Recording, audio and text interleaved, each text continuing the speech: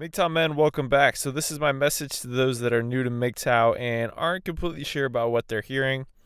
Maybe they're on one channel and they're like, wow, this does not really line up with what I'm hearing on another channel, with what Sandman's saying, with what Stardust is saying, with what Human says, and the many other content producers out there. So it's because it's not gonna.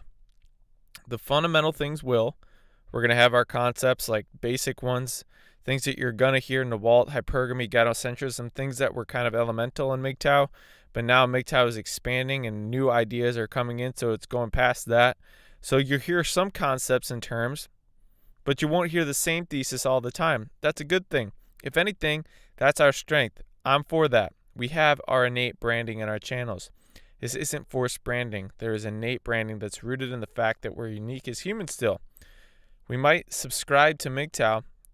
We might say, this is how I'm living. I'm going my own way. I like to talk about it. But we're still unique personalities at the end of the day. If anything, I want that continually fostered. So you don't sound like other MGTOW channels. You sound like the rest of the channels that I watch. I think that you're a little bit too soft to be considered a channel, a MGTOW content producer, a MGTOW man. If you were MGTOW, then you want to talk about feminism, social issues, money, relationships that you've been in, Christianity, religion, philosophy, the list goes on and on.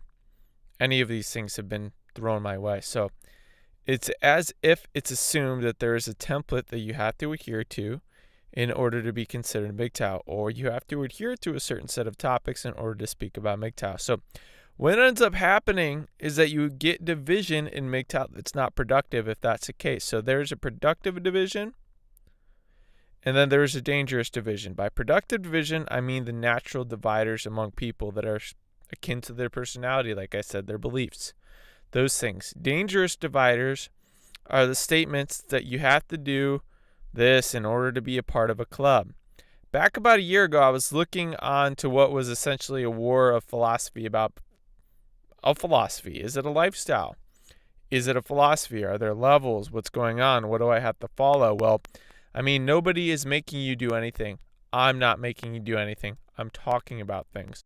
MGTOW is not a club. It's MGTOW is in your brain. MGTOW is an intangible. You can't touch it. But when you hear of it, you live it because you want to live it. You just didn't know if it was normal to live it, considering that you get slandered if you do live this life out. So how I see it, it is not going to be how you see it, though. And in a trance-like period of pondering the other day, I came up with the proposition that MGTOW is the life I live by to get a life of more productivity and to decrease the amount of strain in doing certain tasks and in living the life that we want to live, understanding how finite our time is. I'm not saying that I just want to get by, but like I was said in a comment that I received the other day, not as many men as you think realize that they're just one slip away from getting into a dangerous situation in their life, whether this is becoming broke, losing a home, losing equity, relationship, or marriage. So it's really not about relationships. And for a lot of people that view my content,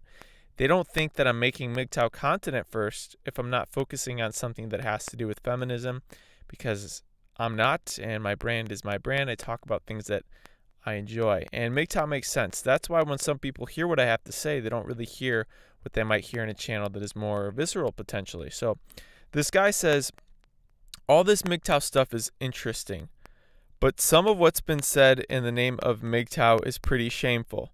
Look at what's on the Southern Poverty Law Center quote-wise. That rhetoric is terrible. I'm prepared to believe it. Believe it was all said. And yet, so far in your videos, I haven't actually heard anything ugly. See, that's the thing. People are going to get pointed to this channel. They're going to get pointed to another channel.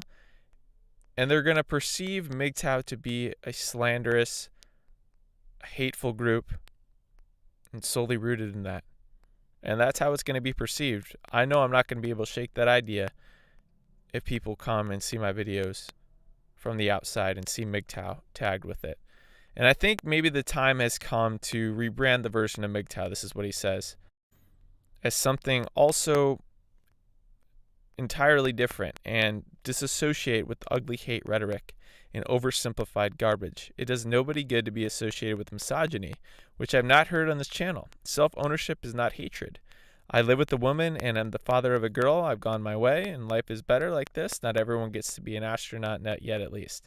So I'm not calling you out for being a father either. I never have. I'm talking to you because I just sit here to share ideas, and I get emails from guys that share ideas, and I like doing that. Is there a problem here? No, there's not. It's fun to share ideas, and if it lines up with my lifestyle and the way that I think and way that one can use it and have their life enhanced, then I'm going to. I'm not going to rebrand anything. MGTOW brings all sorts of people that will take care of itself. I'm happy about that. Misrepresented, who cares? I'm always going to be. Let that be the case. SunriseCity@gmail.com, Sunrise City on Twitter. That's why we have our hoodies up. Hoodies up, hoodies out.